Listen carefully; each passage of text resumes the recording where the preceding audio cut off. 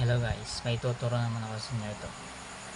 Bago ito, huwag niyo kalimutan i-follow ang aking Facebook account. Alright. Punta tayo sa CapCut. New project. Click natin itong video. Yan guys, 3 clip lang yan. Ito, yung tubig.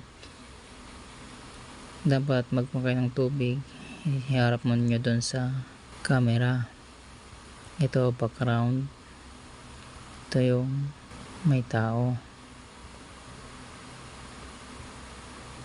Click natin to, baba natin. Hanapin natin tong overlay.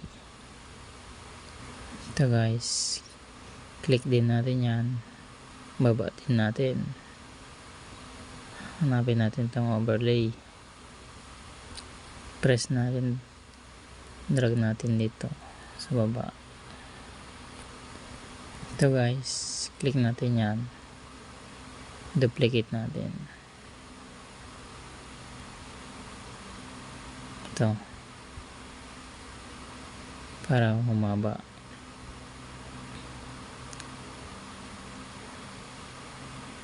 Ito guys, click natin to,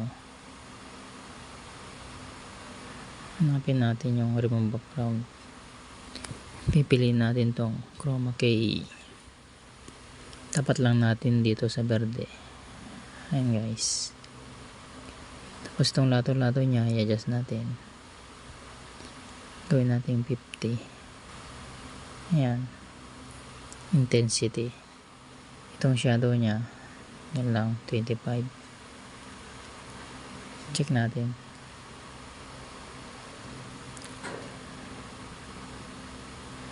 Tubig na. Ito guys, click natin. Hanapin naman natin yung mask. Pipiliin natin tong rectangle. Circle pala. Tapat lang natin dun sa yan.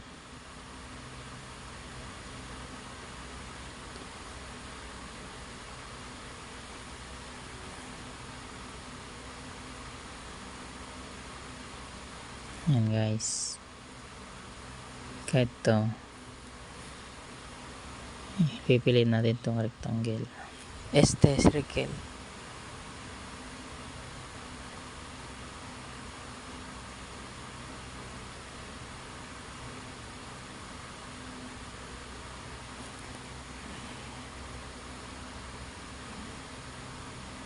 Mag-delete na tayo.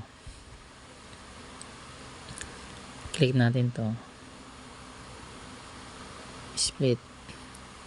Click natin to, split. Click natin to, split. Delete. Click natin to, delete. Click natin yan, delete.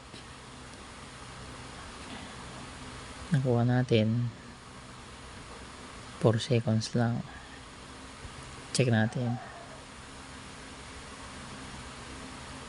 Ayan, back na natin. Itong CapCut, click natin yan, delete natin.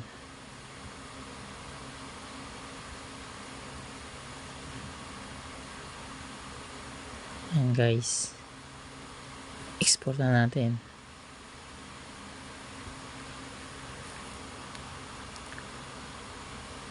Thanks for watching.